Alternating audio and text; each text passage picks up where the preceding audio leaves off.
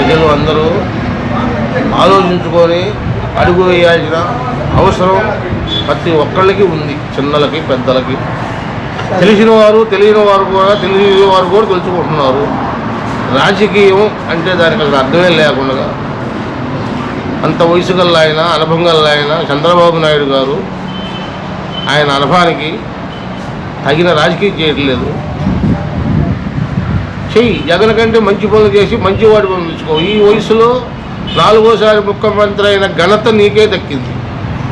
ఆంధ్రప్రదేశ్లో 4వసారి ముఖ్యమంత్రి అనుభవజ్ఞుడనే కదా, మరి మళ్ళీ అనుభవమైన వాడివని అనుభవశాలివని నువ్వు మళ్ళీ గెలిపించుకున్నావు జనం. కానీ దానికి తగ్గట్టు నువ్వు పనులు చేయట్లేదు. చేసి జగన్ చేయలేని పనులు నువ్వు చెయ్యి. ఆ వయసులో చేసి మంచి పనులు చేసి దినిసు మొక్కు ఎక్కువ.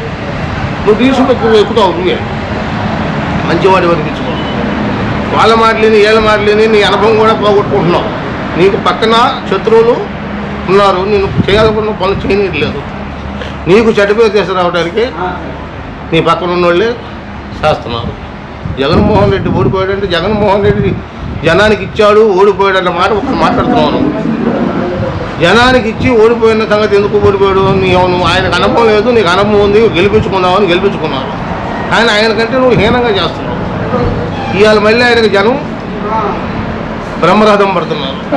సార్, ఇప్పుడు ముఖ్యంగా చూసినట్లయితే ఇప్పుడు ఈ కూటమి ప్రభుత్వం వచ్చినాక 7 నెలలు అవుతుంది. అవును, ఈ 7 నెలల్లోనే విద్యుత్ ఛార్జీలు అనేవి ఇప్పుడు పెరిగినాయి కదా. 4 సార్లు పెంచారు.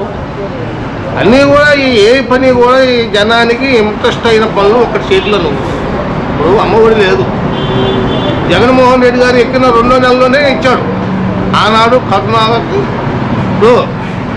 ఇంటికి 1000 రూపాయల లెక్కన ఇచ్చాడు జనాలకి. అదే పరిపాలన ఇప్పుడు నువ్వైతే చేయలేవు.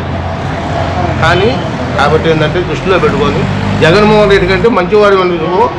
ఈ వయసులో నువ్వు 80 సంవత్సరాలకి 4వసారి ముఖ్యమంత్రి అయ్యావంటే ఆంధ్రప్రదేశ్లో 4వసారి ముఖ్యమంత్రి అయిన వాళ్ళు ఎవరు లేరు. నేను ఇచ్చినా. కానీ సార్, మరి గతంలో చూసినట్లయితే ఇప్పుడు విద్యుత్ ఛార్జీలు పెరిగిన నిత్యావసర ధరల నేపథ్యంలో జగన్మోహన్ రెడ్డిని మరి బాదురే అన్నారు కదా. మరి ఇప్పుడు 4 సార్లు పెరిగాయని మీరు అంటున్నారు.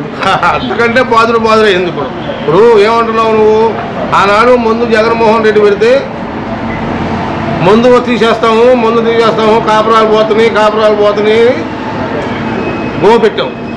ఇవాళ నువ్వు డైరెక్టర్గా ముందు వదిలేసావు. జగన్మోహన్ రెడ్డి గారు షార్ట్గా వదిలినా కూడా కొద్దిగా వదిలేక పూర్తిగా వదిలేసావు. ఈరోజు ఏమనుకోవాలి నిన్ను?